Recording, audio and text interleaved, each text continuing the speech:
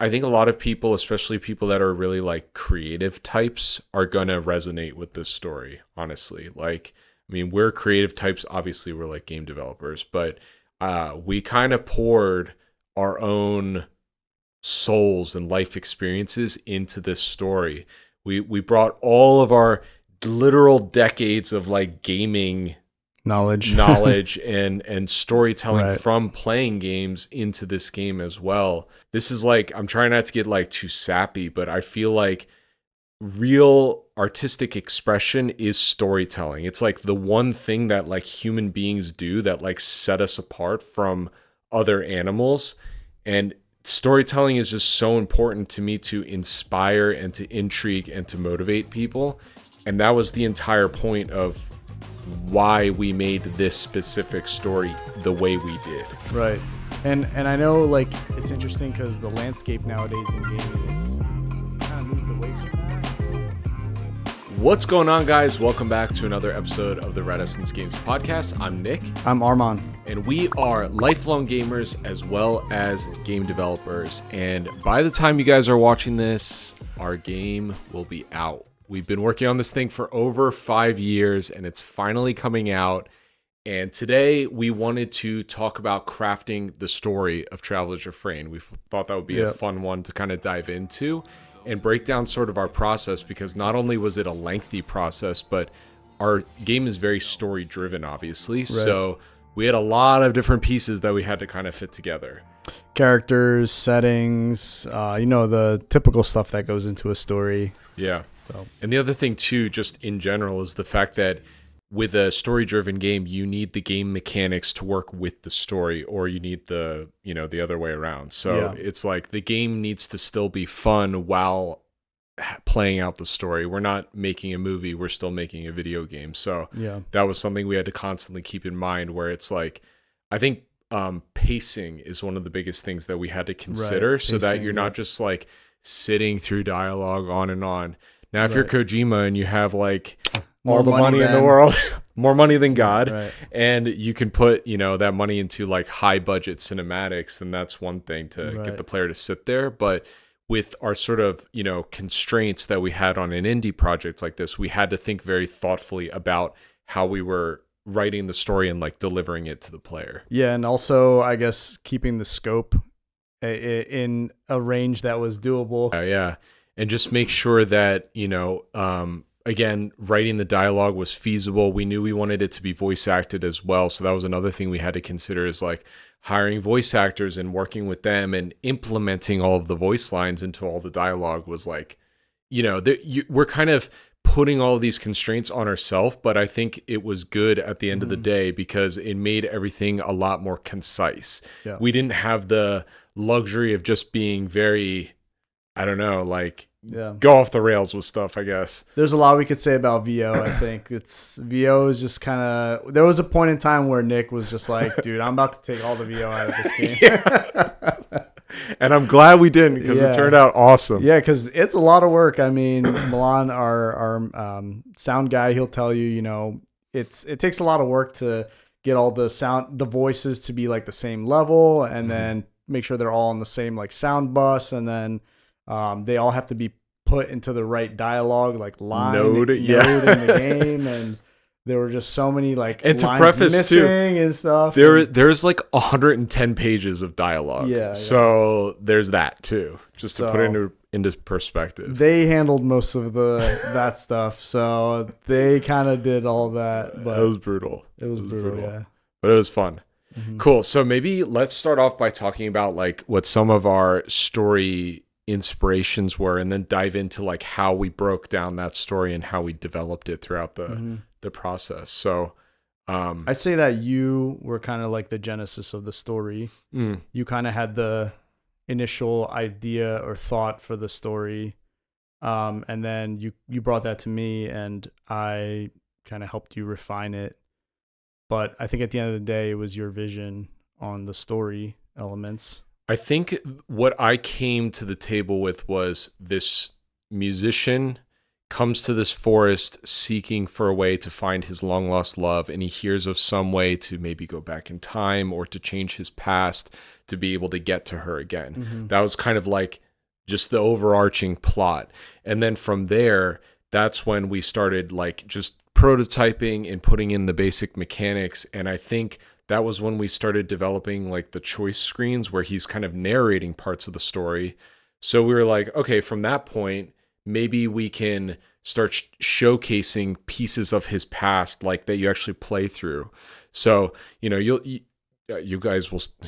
hopefully playing the game by the time you watch this, but very, very early on, you'll start to see like wooden statues that the forest is sort of crafting of his past. And as you progress through the story, you'll start to learn more and more about sort of what happened to him. Right. So yeah, how did we set the story up? So basically, we started with a beginning, and then we came up with our end. Mm-hmm. And I don't know if this is the right way to write stories. I mean, I literally one time looked up on YouTube, like how to write an interesting story with interesting characters. And I kid you not, there was like no videos on that. That's interesting. Yeah. And I mean, there were some, but it was like, they were all like a minute to 5 minutes long. Yeah. And you can't get the right depth with videos like that. They just tell you, you know, you got to do X, Y, and Z. And it's very surface level. Yeah. The hero's journey sort of stuff. Right. And a lot of them are like, oh, come join my course. You know, you can learn how to do it. So I think it's one of those things where like, you know, some of the best cinema people, like the producers and all that, they just have this like vision or way of like figuring it out. Right. They just have this affinity for it. And I think I wouldn't say that I'm like the best writer in the world.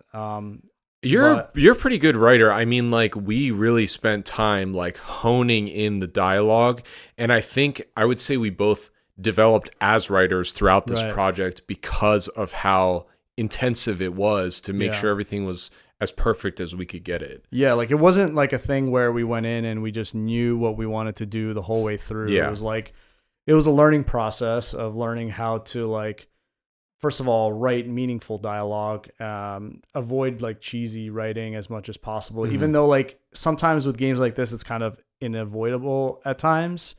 Or it's on purpose, where it's like you want it to be silly or something. Right. Or like our character Traveler, for example, has a bit of like this, he's, what did you call him? He speaks in a certain way, like an old soul or something like that. Yeah, I guess I haven't really placed exactly his phrasing, but yeah, he speaks like a poet. That's how I tend to think about him, because he's a musician, right? He writes lyrics, so it's like he doesn't have it's not super flowery, but he speaks very like proper, right? Right. Yeah, and I think maybe some people might get kind of thrown off by that or think that might sound cheesy, but to us, that was Traveler. That was his character. And we tried to kind of make it feel like modern speech, like dialogue, but also like he says like, oh man, or whatever, stuff like that. Yeah. He'll say stuff like, oh man, like, oh, like I should have done this, like blah, blah. But also kind of keeping to his nature without sounding too old. Yeah, and because we had characters come in from different parts of the world that kind of all congregate to this forest, as well as having the robots that had kind of their own way of talking, it was really fun because we could really get to play around with like Virgil, for example. He has more of like it's not quite like he has like kind of like an Irish, Scottish sort of old timey way of talking, right? It's very like you know, what you doing here, boy? Like that kind of thing, you know? Yeah. So I'm not a voice actor. Right. I mean, I guess I kind of am a voice actor. Yeah. We're all voice actors. We're all voice devs. actors in this game. That's right. But yeah, it was fun to kind of go through their different ways of speaking and really think about like, okay, would he say that? One thing I really remember doubling down on when we were talking about stuff like this is like, we didn't want the characters to say stuff like, oh my God, because we didn't want to like what do they believe in this world? That wasn't a thematic in the world. So we tried, if someone was going to say a phrase like that, to craft another way of an expression of like surprise. So like we were trying to be as intentional as possible about every single line of dialogue, because we knew we had such a limited amount of space for, you know, speaking. Yeah. Maker. Thank the maker. Yeah. Only the real ones will know. But yeah, it's it definitely. I think my favorite part of the writing the dialogue was having the two characters, and then like you really have to kind of dig into like the psychology of each character and their position in the conversation, right? Like if Traveler's angry and the other character is, cool or calm, that conversation needs to reflect that mental state. And it can't be too long. I think we got in a habit of making conversations very long, and then we had to figure out a way to cut them down so like you said, the pacing would be, appropriate, because we didn't want people to sit through like all this dialogue. I mean, there is a lot of dialogue in the game. Don't get me wrong, but it was important to just be kind of direct with what we were saying. And then, leave a couple lines open for like a whoa, or like, hey, like you can't say that, or, some type of inflected... Going off of that, one of the biggest things I remember that you had a lot of critiques on was sometimes we'd write dialogue and it was like, you're like, the person needs to respond to what has just been said. Right. And those were things that like I feel like I learned along the process, and it was like, partially due to the fact that we couldn't have a million lines of dialogue, but that was another time when we were intentional. We were like, yeah, this is a really important thing someone said. Right. And someone needs to respond to what has just been said. Right. Like there's a lot of times, obviously in RPGs especially, you'll talk to an NPC and they'll just be like, yeah, I love making boxes, and then the character doesn't respond. It's like, whatever, that's a gamey thing. But if two people are having a back and forth, they need to really reciprocate like what the other person is doing. Right. If a character gives Traveler some important piece of information about the lore, for example, Traveler, instead of just taking that and then starting a new thought, needs to respond and say, oh, that's interesting. Like, I had no idea that, all of this, even though like that line doesn't really add anything to the story per se, it really makes it more believable. It makes it more believable, and it does some character building, because it shows you what kind of character Traveler is, and that he's willing to listen and take in information about this new place that he's in. Yeah, definitely. So yeah, if we go back to the structure, going away from the dialogue portion. So yeah, we kind of started off knowing what the beginning and the end was, and I personally don't know if there is necessarily a right way to get to write a story, as long as it has those highs and lows and it ends, with an interesting bang. So it's like, because we kind of knew how we wanted everything to resolve, it made it a little bit easier to kind of find our path along the way.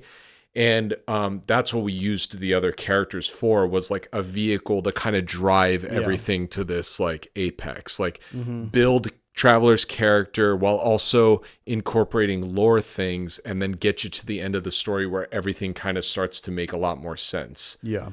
And I think this is one thing that you did really well that I kept struggling with, was not giving too much information to the player in the beginning. Like, I knew I had to do that, but every time I would come up with ideas, I kept giving too much information, and you kept kind of reining it in and saying like, well, we want the player to kind of infer that, or like, we don't want to just like tell the player what's happening here. We want them to kind of, the player is smart. Like, they'll figure out like what's going on here.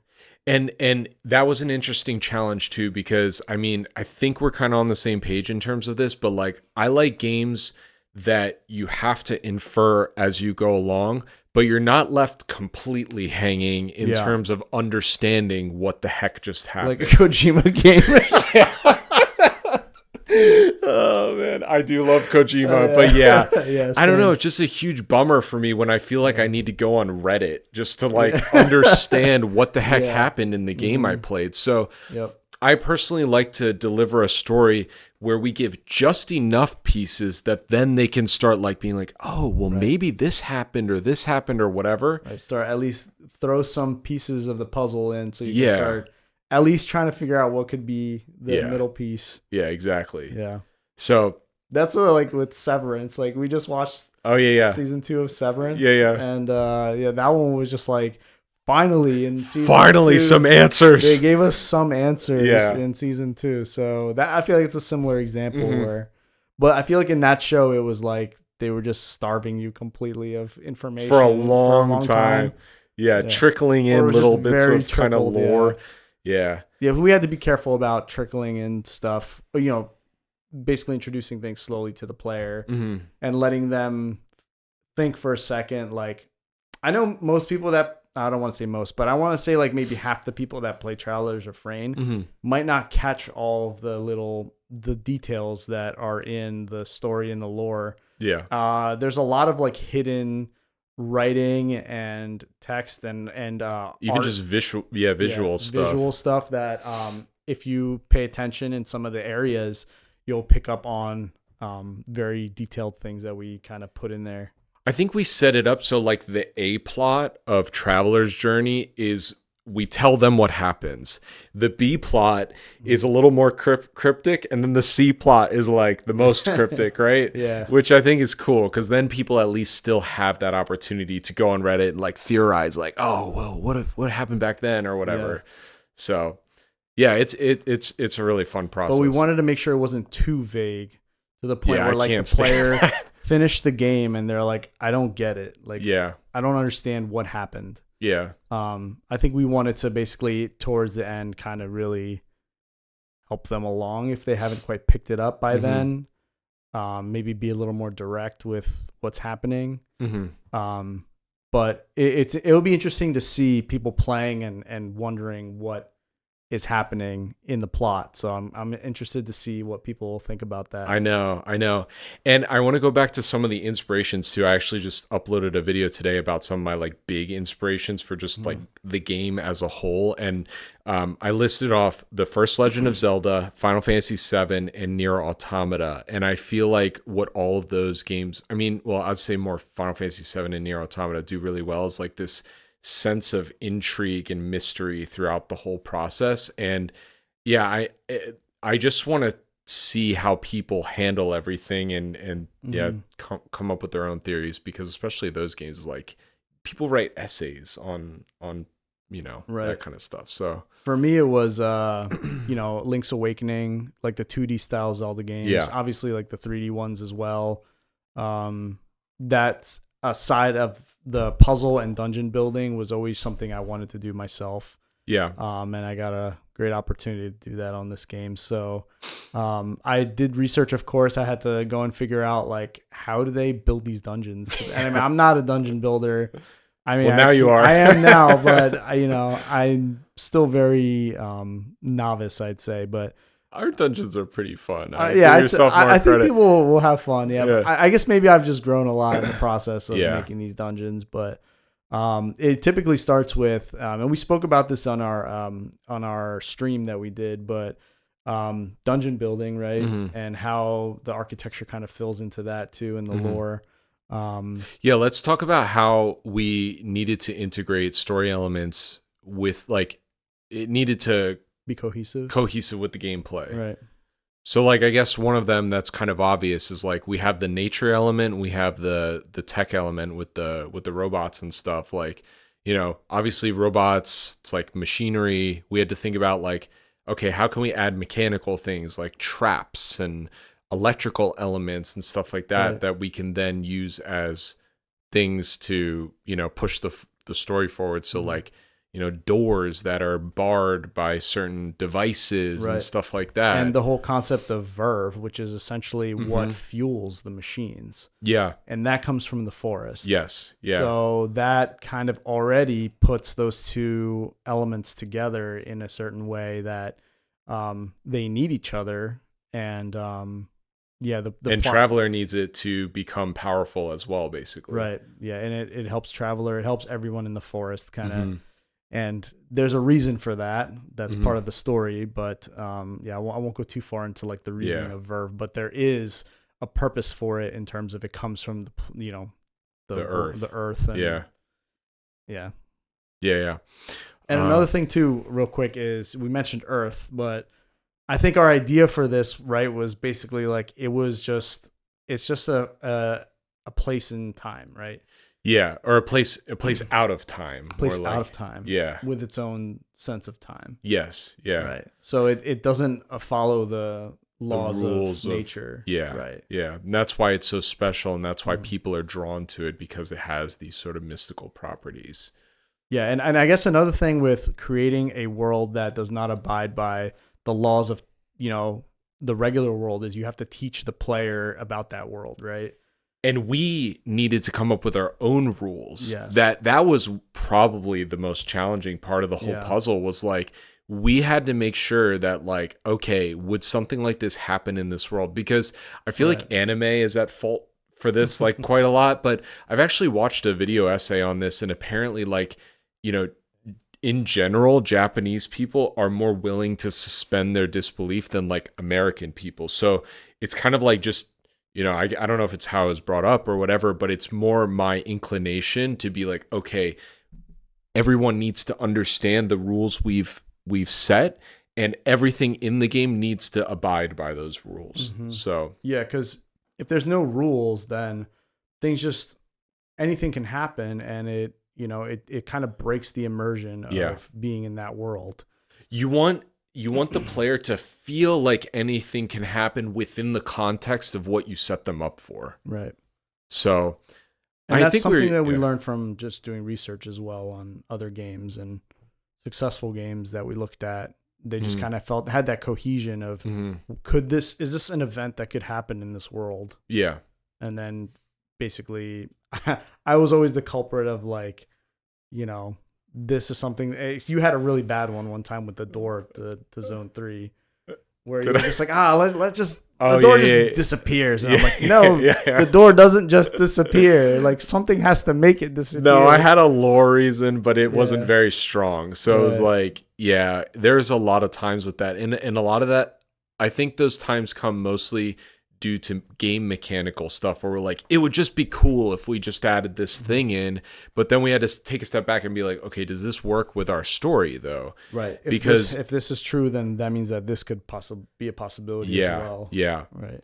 So I guess that can lead us to another thing where we have, like, plot twists and story twists within the world, and that was another, like, puzzle piece that we had to fit together, because we're not only, going off of Traveler's, like, current timeline, but there's an ancient civilization that you start learning about throughout the process. And it's like, I don't want to give too much away, but we had to figure out, like, why did they build this stuff? Why were they there? Why are they not there anymore? Like, all of these kinds of questions. Right.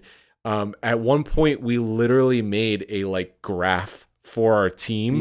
We're like, okay, this happens, and then that connects to this, and because of that it goes like this. And we had all these, like, sketches and stuff, and that was a fun call. I think our team was kind of like robots, ancients, all the little lore pieces. Even I get, like, tripped up on them every now and then, because there's a lot going on. There's a lot going on, but it does make sense if you all put it together. You're mostly the one with all the lore stuff in your brain. I mean, I know I'm the dev, but sometimes it can be a lot to kind of remember everything. Yeah, I mean, there was stuff I think we probably even developed, like, lore-wise, that isn't necessarily, it's like more of the essence of it is in the game than us just telling them, oh, this is because of this. Another thing that was really interesting to work on with this story is, because it's really focusing on Traveler's sort of trials and tribulations throughout the forest trying to achieve his goal, we don't have a very forward antagonist in the game, and the conflict kind of arises through the actions of the player, of Traveler, throughout the world. He's kind of getting himself in the middle of a bunch of stuff, essentially. Yeah. So yeah, that was really interesting, because you think of a lot of other games and stories, and they're like, that's the bad guy. I know who the bad guy is, or the bad guy gets revealed a quarter of the way through the story, or whatever. Right. And we don't really have that. So that was another thing that we had to focus a lot more on Traveler's, like, inner conflict, and how he's kind of working through his demons, so to speak, as opposed to, like, I'm gonna go defeat the bad guy and whatever, save the day sort of thing. We tell the player, you have to go defeat these 3 fates. And the player probably will most likely think, like, these are the enemies that I need to go defeat because they're the bad guys. Right. And I think that's kind of where we can sort of do other things in the background, right? So while the player's going off doing these things, he's kind of tripping all these wires and, you know, pissing off all these people or getting involved with the wrong crowd or helping people that other people might not like that he helped them, stuff like that. Yeah. And sort of building the plot around that. But yeah, to bring it back to our structure, we came up with beginning and end. We came up with Traveler's sort of like generalized journey and his mission. And then from there, game mechanic wise, we did the thing where it's like, go find the 3 things. You know what I mean? And it's such a gamey thing, but it works so well because we essentially created like a centralized zone in our game that branches out to the other parts of the map. I mean, I know this is relatively standard game design, but it was a good way for us to have arcs in his story that all keep pushing forward. And then he'd always come back to this central area where most of the characters kind of gather. And then we could continue progressing their stories, which inevitably reinforces his story. Yeah, it gives the player a break from like all the intense gaming of the other zones to just come back and listen to some peaceful music and talk to some characters and get more of that type of experience from the other characters as well to kind of fill in some of the holes that might be missing. Here's another thing that, you know, has always been important to me in story writing is the mood of the character and how they progress throughout the story. Yeah. So, you know, in the beginning, they're typically kind of happy-go-lucky in a way, or almost like really positive about, you know, what they're getting into. They're excited. They're a little nervous. They're anxious. And then you sort of start to kind of put some doubt into their soul, right? Some trials in their path and see how they respond. And then you sort of wear away at the player's like not personality, their I guess their like demeanor. Right. Yeah. So, and we basically put them through these trials and try to see how they react and how they get to the next step. And then we say, okay, what's the character's mood here? How do we kind of get him to be, you know, to the next stage where he's more emboldened to do the next thing? What events need to transpire to get him there? Yeah. Right. Maybe he meets a specific character that kind of lifts his spirit, right? Or he talks to the machine in the tree and the machine kind of like jeers at him and he needs to figure out like, I'm going to prove that thing wrong, you know, type of thing. So yeah, I think that was an important part for me, was figuring out how to manage the character's mood. And then also like, how can the player kind of empathize with Traveler as he's going through the dialogue. Yeah, because especially, you know, he's kind of like a sad character. We had to make sure he wasn't coming off like super emo all the time, because that can kind of be corny when he's like, I don't know. It's like, okay, well, if you're that, you know, sad about it, how are you building up the courage to do the thing? So we had to like kind of balance him being like upset with also being really passionate and like having this drive. And it's kind of like the thesis for the game is, it says it in the loading screen, for those of you who have given up on a dream. And we're really trying to push that like perseverance that he has on his journey, and showing how he keeps, you know, without a doubt working through the things he's struggling with. One of the things that was really fun art-wise, you know, that we really went back and forth on and kind of really dove into, was the designs of the characters and the enemies. So with the enemies, for example, we really wanted to give this indication that the forest just keeps throwing things at him to try to like impede his progress. And the forest is made up of all this like mechanical stuff and this moss and vines and stuff like that. So that was another cohesion thing where, you know, on one hand, you don't want all the enemies to like look the same and kind of like boring because they're all the same, but you want them to feel like they're part of the same like set of things, especially because it's just taking place in the forest. You're not like going to like the snowy mountains and then the forest and then the lava area or whatever. So yeah, it's like we kind of had to really think through like, okay, where is this enemy being shown and how are we designing it that it fits the aesthetic of the world and tells the story that the forest is putting these things in his path. Right. Like one of the early enemies that we designed is the Jama, which was your naming convention, the little yellow jelly guys. And they're supposed to look like they're literally made of this verve energy, or like maybe it's that mixed with some like evil essence of the forest or whatever. Right. So angry little faces. Yeah. So, that's that in terms of the enemies. And then in terms of the characters, I mean, that was one of my favorite things to do, was to design the characters, because I'm like a character designer by nature. But I remember going through the design iterations of Traveler to begin with, and at first he was just way too like macho looking. Like he had like, you know, hair like mine, like kind of slicked back. He was more like cleaned up, I guess. Right. But then we were like, is this guy really seeking his long lost love? Is this guy really like a musician that plays at gigs and stuff like that? So then we're like, nah, he's got to have like the shaggy hair, and he kind of like hunches a little bit. Like I'm hoping that my animations really give across his character. But the one thing that is so stupid that I did, but I drew it in like 1,000 of his frames of animation, was I literally have a color for little pink bags under his eyes. Oh. So if you zoom in on every frame of that freaking character, he has little bags under his eyes. Because I was like, I want this guy to look weathered, you know? Yeah. Like he's still cool looking, like he's the cool musician guy, but he's also like just distraught, you know what I mean? Yeah. So yeah, that was fun. And then it was really fun doing the Hub Zone characters as well, because like we said, they kind of have come from their own little walks of life and kind of congregated to the forest. So I tried my best to design characters where the player can't really tell, like, is this modern day? Is this like medieval times? What time period is this? Yeah. And that's just kind of how I like to draw anyway, but I'm hoping that people can see that in the designs and understand that, like, oh, these people maybe come from like an Eastern kind of looking place. This is more like European inspired or whatever.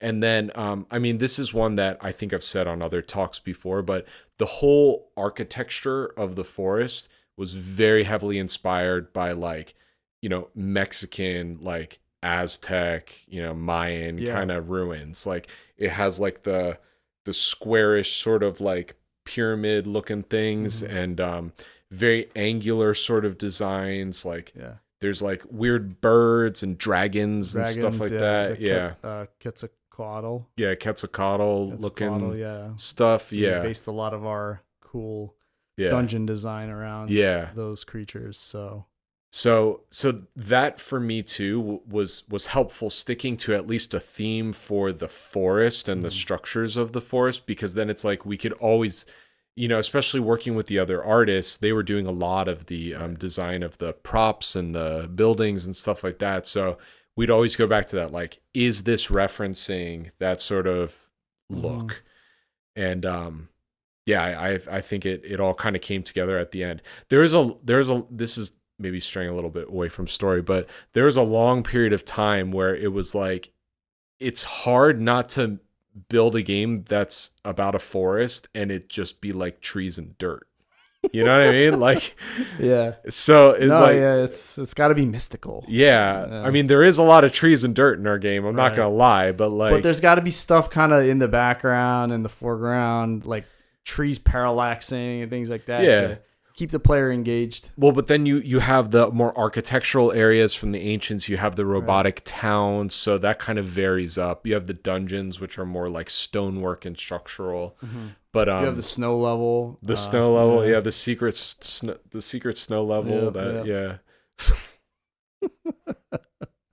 All right, I'll tell you guys what that joke is about, because it's goofy. But I kept hounding Nick. I'm like, dude, like let's make like a snow level. Let's break away from the forest and just like, you know, the ground can be snow. You can literally cover the grass with snow. You don't have to color. You don't have to create like grass. And he's just like, no, we're not doing a snow level, dude. Dude, Traveler's in a forest, dude. He's in a forest. You wanted a snow level and a lava level. All right, the lava level is probably a stretch, but I don't know. I thought the snow level could have been cool. Oh man, yeah. I don't know. Come on, think of Sea of Stars. And we could have made. Yeah. Well, Sea of Stars is a whole like planet you're exploring. So, suffice to say, it was a challenge to like get variation. But I think I think when you're playing now that we can play from start to finish through the game, I don't feel like I'm just in the freaking forest the whole time anymore. But it felt like that for a really long time. It did, So yeah, we definitely had to integrate like environmental storytelling into this game as well, obviously. And one of the things that was really cool, I mean, we can cut this if we think this is spoilery, but like we literally wrote a language. Like we had Paloma literally write an alphabet for the architecture. So like, you know, for those of you that like to decipher things, there's definitely words that you can read if you figure out how the language works. So that was kind of a cool little touch as well. I think you can keep that in there. If Yeah, people watch the podcast, they'll have the inside knowledge. Yeah, that's true. Yeah. I'm trying to think of some of the other. Another thing was something that you always say is the world needs to be a character, right? Yeah, it does. Yeah. So that meant that like, I mean, and again, I'm not trying to make an excuse for myself, but there's definitely limitations with the type of game we made because everything is hand drawn, but we tried our best for every little pocket of level you're in for there to be something that's like moving, even if it's just kind of the trees blowing around or there's particles or there's like a piston on the ground that's sort of like pumping around or like a gear that's turning. We tried to be thoughtful about integrating movement into the world, again, to make the world feel more like a character and like it's alive. Because going off of what we were saying earlier, like the forest is literally like the machinery is literally like connected into the forest in like weird ways. So we had to show that it's like there's this melding of the two things, the nature and the machinery. So, yeah, it was a fun design challenge as well. This is another thing that I'll say is that all of the stories that are happening with the characters are somehow reflections of, again, that like thesis of the game. Like we made sure that the plots of all of the side characters, literally all of them, fit with that like wanting to achieve something or fix something, right, or guide traveler to his end goal. Yes, but like it's like by him hearing their successes or their failures that either like inspired him or set depressed him. Well, it either inspired him or told him like, okay, I shouldn't do what this person's doing. They're doing it the wrong way. So maybe I need to do it different. And I feel like that's like a really good reflection of life where like you're on your own journey, you're traveling around, you're listening to advice from all of these people and you're kind of like, what is the right thing I should be doing? And you kind of need to like take with a grain of salt what other people have done and see if you really think that's going to help you too. I guess another thing about story that we didn't cover was the bosses. We essentially created these bosses, but they were just bosses in the beginning. And we thought like, how can these be just more than bosses? How can they kind of have some tie to the story? So we gave each boss a motivation and kind of like a jurisdiction of a part of the story. So one of them is like the fate of the land. So that fate kind of watches and governs like the land, the development. The other one is the fate of the robots or the mecha. So we basically had to design these areas, these zones based on the what we had assigned to the bosses, the as theme their kind of like of theme. The boss. The theme of the boss, or like their role, I guess is probably the right word. Yeah. What is their role in the story? Because they have roles. Yeah. So that's actually interesting because that's literally how we then broke down the storyline within the zone. It stemmed from the boss. essentially. Right, exactly. And then we were like, okay, what can happen within this area that then reinforces like what's going on with the land, for example. Right, exactly. Yeah. So No, that's true. We did start at the bosses and kind of trickle down. So we found like bigger things to kind of trickle down and break down. Instead of like kind of going from the beginning and like what happens next, we kind of like we still did that, but we kind of took breaks and we're just like coming up with other ideas. And we came up with bosses. We're like, all right, now how can we use that boss, the idea of this boss, to kind of inspire the zone, and then also. I think that was actually something that like we had that very, very basic structure very, very early of the three zone jurisdictions and how they influence the story and how Traveler was going to progress. So yeah, if we go back to this structure, for anyone that's interested in story writing, again, we're not proclaiming to know exactly how to do it, but this is the way we did it. Was beginning and end, coming up with Traveler's true motivation along the way, and then having these big areas for him to like overcome, be like, okay, how is this gonna push the story? How is the thing he did in this area then gonna feed into his emotional state going into the next area, and what's gonna happen there, and then going into the final big area? And then it was kind of like the hub zone areas were like the in-between chapters, sort of, that just keep pushing those little extra bits of story. Yeah, and also how each event kind of can influence something else that happens in the world. Yeah. As well. Yeah. Yeah, because there's definitely like big things that happen that really changed the way the forest has been going. Let's put it that way. I will say that creating branching anything is a lot of work. You're essentially almost like doubling your work, right? Anytime you do a branch, if it's a true branch, right? Because you now have to account for a decision the player made, and then now you have to come up with two separate parts of the storyline. We obviously don't have a huge team, so we had to kind of compromise and say, all right, the decisions you make impact the theme that's playing, and also kind of gives you some different dialogue. And there's different actions you can make in the game that also influence other things, which I won't kind of spoil now, but there are some important decisions to make that will kind of change the course of how the game progresses. Yeah. So. Yeah, and that was another thing that, like you said, we really had to like sit down and like make sure we were doing it the best way we could, like make it as interesting as possible while not going off the rails in terms of scope. Because I think like earlier on we were like, oh, what if this happens and then it does this and this, and then it's like, well, then the implication is like we'd need to make all of these new things then in different ways, you know? So I still think that Traveler has, or the player will have, pretty good agency over the decisions Traveler makes on his quest. And yeah, they'll definitely get to like feel like what Traveler is feeling in the moment by the things that he's kind of getting himself into. Right. So I think a lot of people, especially people that are really like creative types, are gonna resonate with this story. Honestly, like, I mean, we're creative types. Obviously, we're like game developers, but we kind of poured our own souls and life experiences into this story. We brought all of our literal decades of like gaming knowledge and storytelling from playing games into this game as well.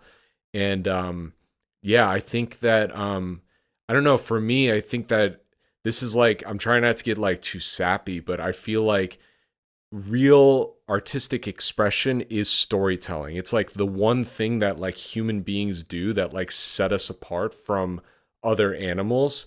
And storytelling is just so important to me to inspire and to intrigue and to motivate people.